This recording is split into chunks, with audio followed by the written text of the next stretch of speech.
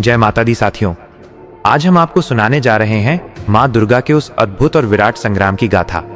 एक ऐसी गाथा जहां एक ओर था अहंकार, अत्याचार और अधर्म का प्रतीक महिषासुर और दूसरी ओर थी आदिशक्ति माँ दुर्गा।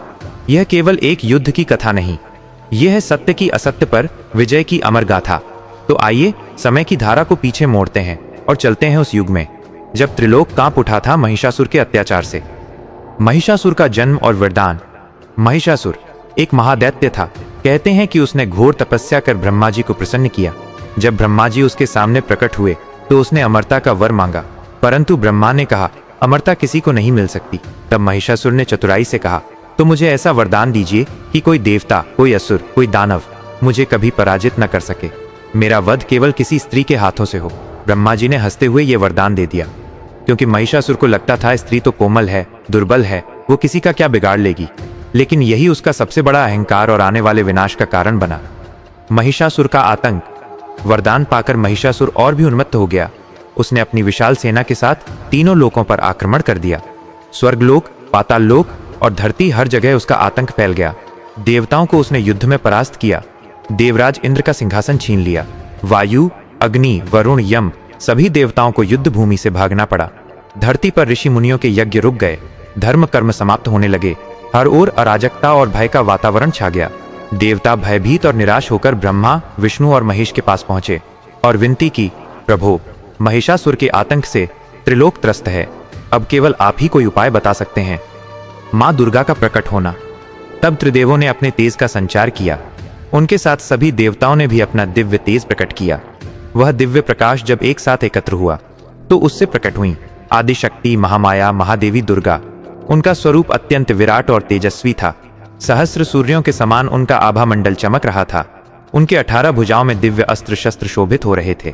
शेर पर आरूढ़ उनकी गर्जना से धरती और आकाश गूंज उठा। देवताओं ने उन्हें अपने अपने शस्त्र अर्पित किए।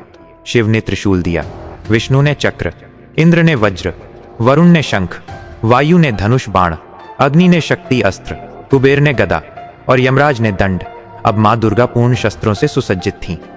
रणभूमि का आह्वान। माँ दुर्गा ने महिषासुर को संदेश भेजा, महासुर, तेरे अत्याचार अब और नहीं सहन होंगे। आज तेरे अंत का समय आ गया है। महिषासुर हंस पड़ा, स्त्री, तुम मुझे पराजित करोगी? आज तक देवता और असुर मुझे जीत नहीं सके, तुम क्या कर पाओगी?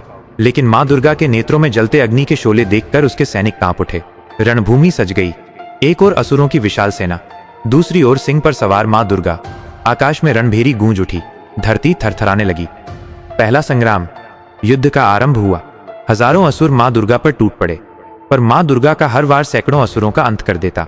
उनकी धनुष की बाण वृष्टि से असुरों की सेना धराशायी हो गई। त्रिशूल की प्रहार से पर्वत जैसे दैत्य जमीन पर गिर पड़े। चक्र की गति से रथ, घोड़े, हाथी सब धूल में मिल गए।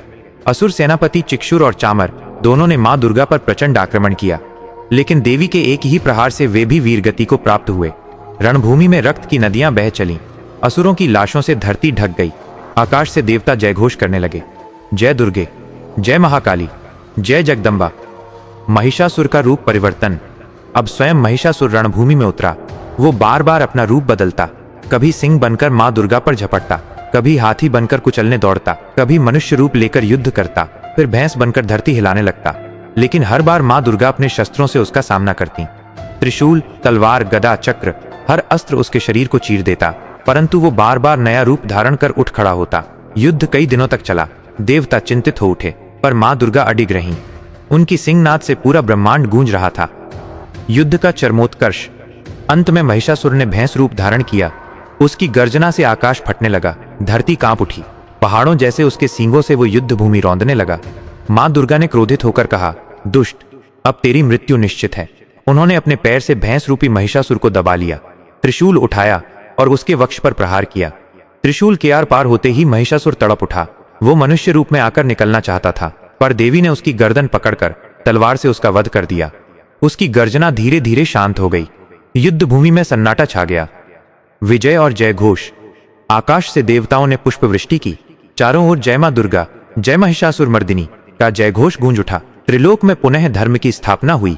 देवता अपने अपने लोकों में लौटे। ऋषि मुनियों ने यज्ञ हवन प्रारंभ किए। धरती पर शांति लौट आई। माँ दुर्गा ने आशीर्वाद दिया, जो भी श्रद्धा और भक्ति से मेरी पूजा करेगा उसके जीवन से भय, क्लेश और दुख दूर हो जाएंगे। उसे सदैव धर्म और सत्य का मार्ग प्राप्त होगा। समापन। साथियों, ये कथा केवल देव असुर युद्ध की नहीं है, ये प्रतीक है सत्य की विजय का, अहंकार के विनाश का और धर्म की स्थापना का। जब भी संसार में अधर्म बढ़ता है, अत्याचार फैलता है, तो मां दुर्गा किसी न किसी रूप में प्रकट होकर धर्म की रक्षा करती हैं और भक्तों का कल्याण करती हैं। तो आइए हम सब मिलकर मां का जयकारा लगाएं। बोलो जय माता दी। जय महिषासुर मर्दिनी मां दुर्गा।